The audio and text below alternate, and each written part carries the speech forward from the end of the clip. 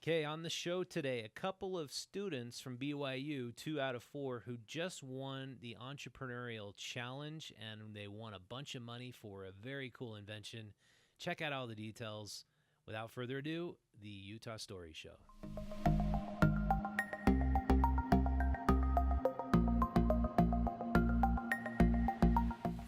All right, with me on the show today is Aislynn and Bryan, both from BYU. Bryan just graduated from BYU. They won the Entrepreneurial Challenge. And tell me a little bit about the challenge first. Who put this on? Was it the state of Utah? Right, yeah. So it was at the University of Utah, but Zions Bank was the one who kind of sponsored it and kind of helped put it together. And your invention was a wireless... I thought these things were called solenoids. Is a solenoid even involved in this? Yeah, no, it is. Yeah, so you have your valve. That's actually impressive that you know that with the solenoids. I've done some outdoor plumbing. Out in the yard, I guess. I didn't know what those were until we helped start this.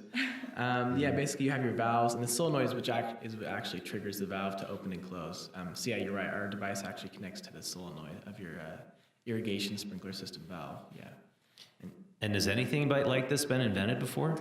Yeah, people have tried dabbling into wireless technology for sprinkler systems.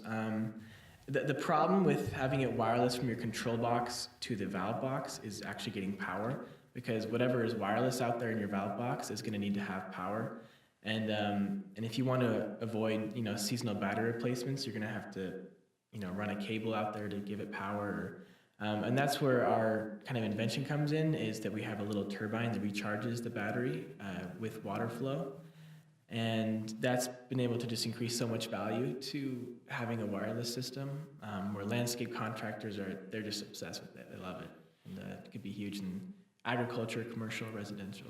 I mean, it actually sounds like a super amazing invention. I mean, beyond just being college students. It's honestly it's pretty simple, in how the device itself, but it's less obvious before you hear about it. People are like, oh, how are we going to get power? We can install these expensive solar panels, and that's been tried. It costs $3 to $4 grand to install that. Ours is would probably cost $150 for residential. $150. Yeah, man, that's pretty cool. And you guys engineered it, and what? Tell me your involvement in the whole process. Yeah, do you want to go first? Yeah, sure. So kind of how we first started out was kind of an adventure. So we ended up doing a thing called Crocker Fellowship. So we all took a class, and then there's a bunch of mechanical engineers, there's electrical engineers, there's a designer, business people. Kind of split you up and you create your own team. So that's kind of how we first got started, was just taking this class. And then we ended up being on this team together, and that's how we got everybody that we need. So we do have mechanical engineers working on it. Bryan is doing a lot of the business. I'm doing a lot of the design. So it's pretty fun. So is your background mechanical engineering, or? I'm industrial design, so it's more like product designer, Huh. along with user experience, marketing, graphic design. And did you patent this idea? Yeah, we've filed a provisional patent, which gives us a year to file an actual utility patent. So we have until December 2nd of this year. So with the winnings of the competition, a lot of that is going to finishing up the work on the patent. And are you currently in the process of bringing this to market? Yeah, good question. We're going into our kind of alpha test right now, where we're going to be selling it directly to contractors for a discounted price and having them install it, give us feedback, and then we'll have a beta test, which is slightly larger scale. And then we'll start actually launching it into irrigation retail locations. Very cool. So how much money did you win from this competition? Yes, this competition was $40,000. And is that enough to get the patent process underway and manufacturing and all that? Yeah, it'll give us a good way during our alpha test. We actually also just got in the finals of the Miller competition at BYU, which gave us an extra $15 grand. And so with those combined, it'll probably get us through our alpha test and then a good chunk into our beta test as well. So is this state competition sponsored by Zion Bank, is this as good or better than a Kickstarter campaign, or is that something you guys are considering too? Yeah, I mean, Kickstarter is definitely something we're looking into, because you can raise, over $100 grand with a Kickstarter. But this was great. I mean, this is this is free money, like you can't really turn that down. I mean, obviously there was a lot of work that went into it. We spent so long just getting prepared for this competition, and the amount of work that went into it was great. But you also get a lot of validation, and you complete a lot of goals just by preparing for a competition, which is really cool. So yeah, it was a great opportunity. What was the process for? I mean, did one of you guys on your team come up with the idea, or did you guys spawn it together? How did it all come about? Yeah, that's a great question. So, like Aislynn said, we came together through the Crocker Fellowship, and we came together as a team with no idea of what we were going to do. And so we started looking for problems in the world that we could solve, using technology that we could eventually turn into a business. And so, like, some of us were, following photographers. Some of us were looking in the sports industry, and then one group kind of went and looked at landscaping, and they found this common problem with these landscapers wiring from the control box out to the valves, and all the different problems associated with that. And the current solutions in the market were just terrible. And so we took that problem as a team and kind of ideated it as a team, and eventually it kind of just formed into this self-charging, wireless system. We actually went in a lot of different directions along the way. We had like our own control panel with moisture detectors and it was all really cool and fancy, but it would just, the irrigation industry is slow moving, and stuff like that already kind of exists, but this is where we had like a really unique value proposition. So, and you guys all came up with it together, so not one person can say that. Although the patent technically has Seth and Skylar on it, they're kind of like they're mechanical engineer and manufacturing engineer, so they kind of headed the mechanical parts, and so their names are actually on the patent. But yeah.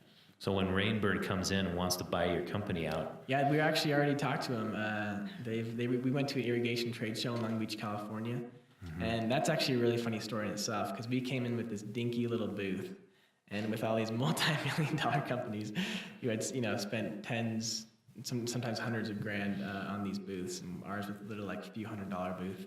And, but like it was like everything else was just so like standard and typical, and then ours just kind of you're there with your little card table and fold out chair. And people saw on our poster like wireless valve switch, and then they would like be walking by and just stop and stare and be like, wait, so what's this? Yeah. And so that's when we got in contact with like Rainbird, Orbit, Toro, and they all approached us with interest in our product. So is that something you guys want to do? You want to sell it? Aislynn looks like she wants to do it. We're definitely looking at all of our options. We aren't quite sure what would be the best one for us as of right now. That's why right now we're kind of deciding to kind of take it as far as we possibly can ourselves, and then we'll be looking at possible partnerships. Yeah. Yeah. But you're not like if they just said, hey, we want to give you guys $1 million for your technology. Would you be like, nah, okay. 10 million for sure. 10 million. It's a good start, just kidding. $1 million and have to sleep on it. That's pretty awesome. So describe this. Is it Crocker? You said that it's an organization within BYU that brings different multidisciplines together. Is that? Yeah, so it's really awesome. There's a guy who kind of helps fund the class. His name is Gary Crocker. And so it's super cool. They have lots of different professors. They have like a business professor, law professor, mechanical, electrical, and they're all there to help you with whatever you need. So it's pretty exciting, really good opportunity to learn and to grow and to develop things together, and they're with you every single step of the way. So it's a great place to get started. Yeah, that sounds like a really great idea. They also help fund kind of the beginning development stages of your idea once you get in. Yeah, each team is composed of all different backgrounds, and they have 5 teams. And usually you get like 1 or 2 each year. That kind of the year ends, and they keep running with the idea because it's gotten traction. I don't know if you were of Owlet. They're a company that came out of Crocker Fellowship. There's a few pretty cool companies that have come out of it. Really? Nice. So BYU's winning this competition. Is this like regularly BYU's beating Utah? The University of Utah? I think it has been a few years in a row that BYU's. Yeah, I gotta say, I went to the University of Utah, and there's a lot of areas where BYU is beating Utah academically. Definitely the film program at BYU is now. BYU is pretty cool. I have to say the Lasond Center though at the U is pretty sweet. Yeah, that's awesome. Yeah, that's pretty awesome. Yeah. So, you do? Yeah. Really? Okay. yeah, no, Lasond, but I wish we had something like that at BYU. Well, to describe that, I don't actually. It wasn't around when I was there. What is the Lasond Center, and what is that all about? Yeah, it's like this just entrepreneurship paradise, basically. They have all these little workshops down there, everything from like woodworking to electronics and like so you can prototype stuff.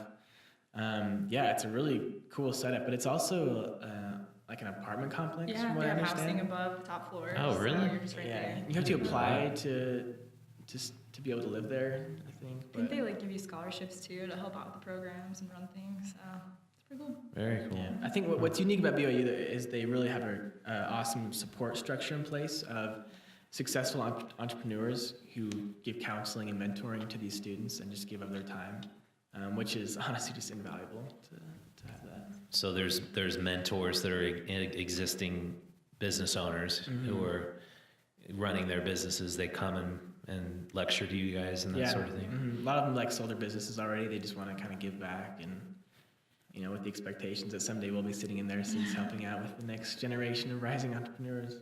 That's very cool. So what's the next step for both of you guys? Are you graduating too? Yeah, I'll be graduating this April. So Nice. yeah, in like next week. So it's pretty exciting. Yeah. Cool. You guys gonna get your MBAs, or what do you anticipate? Maybe in the future, but as of right now, so I graduated in December, and actually I took a full-time job at Lambda School, which is like, quick shout out to Lambda. They're awesome. I don't know if you guys have heard about it, but it's like an education startup, just like 2 years old, but they help people become software engineers and data scientists at no upfront costs. So I've been there for a few months, and I've been loving it. But it kind of got to the point where we needed somebody full-time on Thrive. And, you know, like, the entrepreneurship was my dream, and I kind of had to make that decision of, am I going to stick with this job at Lambda or kind of do my own thing full-time? And so I chose the latter, and so this Friday is my last day at Lambda, and then it's full-time on Thrive. Oh, really? Yeah. Wow, that is a tough decision. It was really hard. For a second, I was like, you know what, I'm actually just going to ditch Thrive, and I'll just sell out right now. I was like, no, I can't do that. I've got to go all in. Wow, that's pretty cool. So who is currently on the team still? Is it all the original people, all the original students? Or? Yeah. So actually, all of the original co-founders are still working on Thrive. A lot of us will be taking on full-time jobs while working on Thrive part-time. So it's going to get really interesting. We're starting to divide up, go all over the states. But we still have a good network of Google Hangouts, that kind of stuff. Also, it'll help to spread us out. It'll be able to put us in more contact with more landscapers in different areas. So it'll be really good. So a lot of us will continue working on this. And so do you guys take any pay at this point? So as of right now, it's because I'm going full-time, I'll be the only one taking out a salary. But other than that, everybody else will just kind of be working for their equity. And yeah. Well, it shows a lot of promise. All right, well, we'll take a little break, and when we come back, we're going to talk a little bit more to, is it I've pronounced Aislynn? Aislynn. No, Aislynn. Yeah, you're good. Yeah, and Bryan. And we'll talk a little bit more about entrepreneurship in Utah, the Utah business environment, and some culture.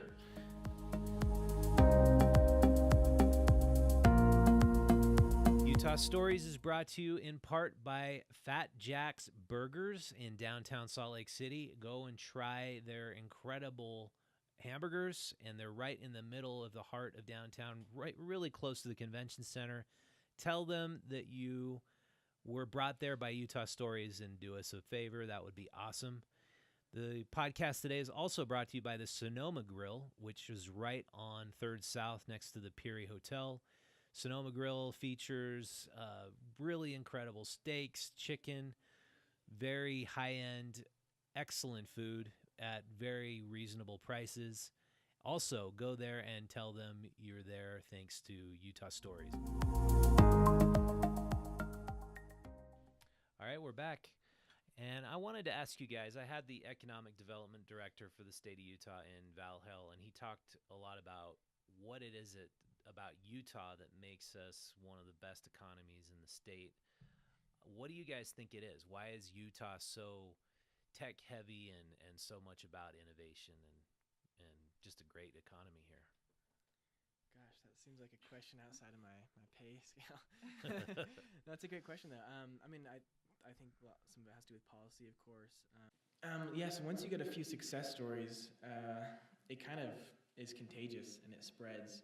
And Utah's had some really, really cool success stories. And I think just with the culture here, people are pretty innovative and willing to go outside the status quo and look at different ways of doing things. So I think it has to do with a little bit of the culture. And then, yeah, once you have some success stories, it just kind of launches. And like I was working up at Lehigh, and they call it the Silicon Slopes up there, just because there's startups popping up left and right. Yeah. And it's just kind of builds that momentum, and then once you have established that reputation, it just attracts more of that innovation. Yeah, that's exactly what he said. And do you feel that energy on the campus of BYU? Yeah, no, it's super innovative.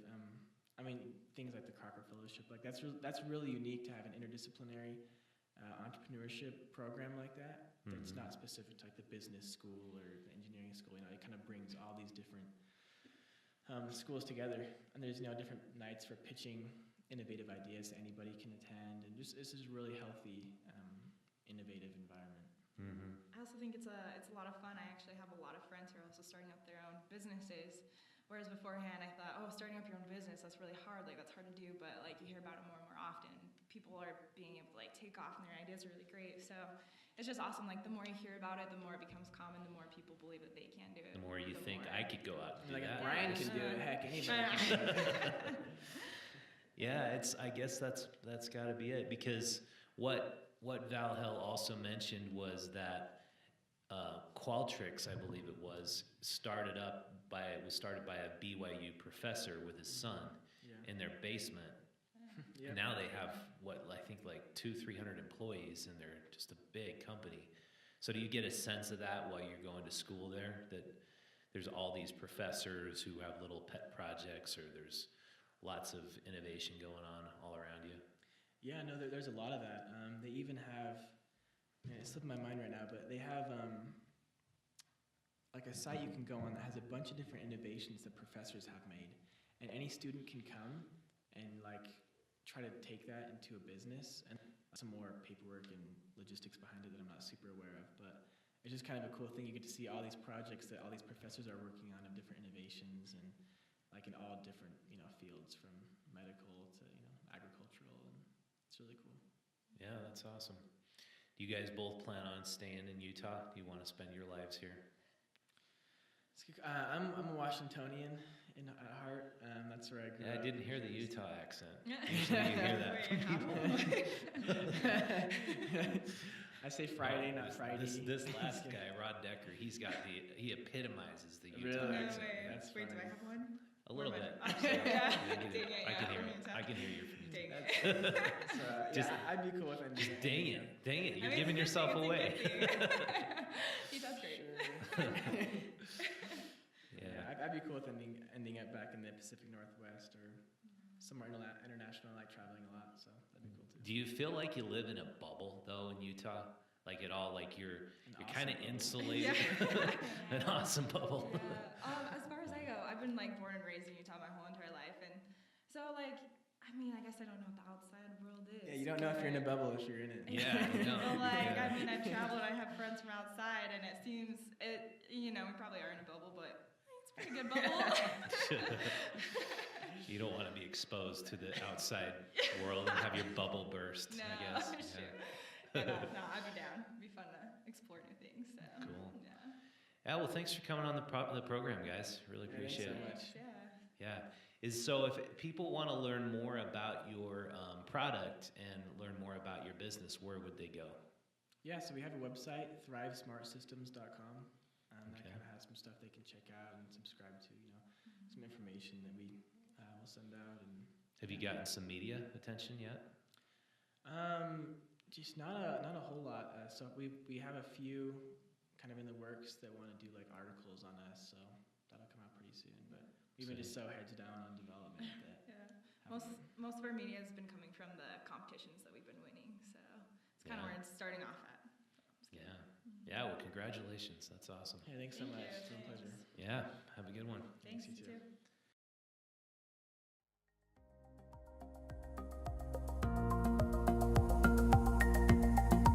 The podcast today is brought to you by the Made in Utah Brewers Fest. This is the poster we're putting out all over Salt Lake City.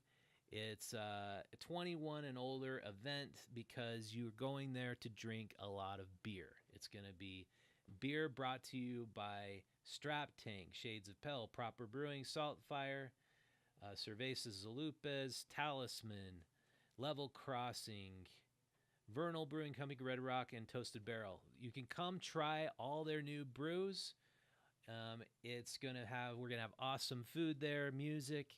So be sure to come. Right now, the tickets are only $5. At the door, they're $10. So I highly suggest you go now to madeinutahfest.com and reserve your ticket and buy it today because you'll save $5. So hope to see you there on May 11th from 5 to 10 p.m. at the Gateway.